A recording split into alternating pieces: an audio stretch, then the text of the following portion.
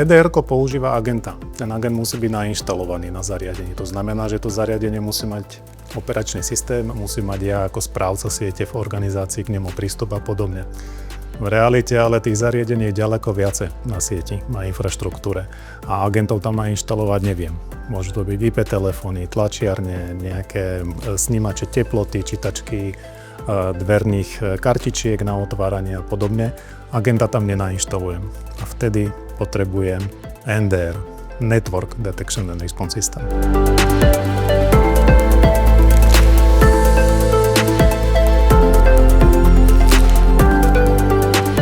Tá sieť, keďže je to v podstate pre mňa jediný nástroj, ktorý mi dokáže niečo povedať o zariadeniach, ktoré sú tam pripojené a ktoré nemajú EDR-ko, by mala byť inteligentnejšia, mala by vedieť rozpoznávať komunikáciu medzi takýmito zariadeniami a tú informáciu poslať.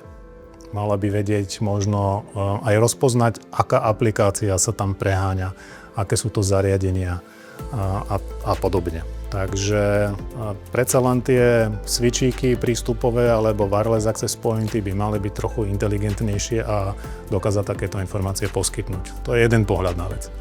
Druhý pohľad na vec je, že určite by som mal mať v organizácii nasadený systém, ktorý mi autentifikuje a autorizuje tých užívateľov a tie zariadenia, čo sa pripájajú do siete.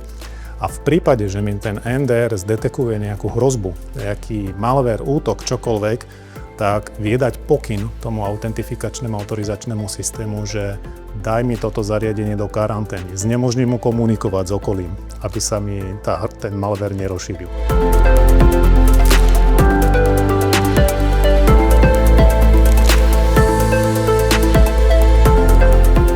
Najväčšia výzva je asi množstvo tých dát a to, či to mám nasadené s dostatočnou presnosťou.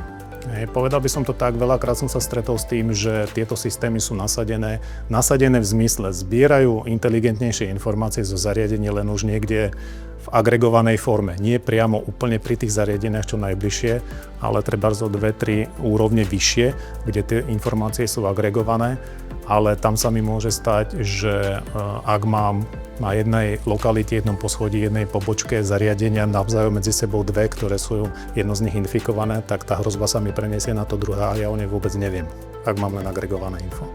Čiže nasadiť to naozaj až na okraj siete, okraj infraštruktúry a tých informácií zbierať čo najviac, s najväčšou presnosťou. A tá chyba, ktorej sa najčastejšie dopúšťajú, buď to tí zákazníci alebo organizácie nemajú urobené vôbec, alebo ich majú urobené, tak ako som spomínal, len na niektorých bodoch siete, čo veľakrát nestačí.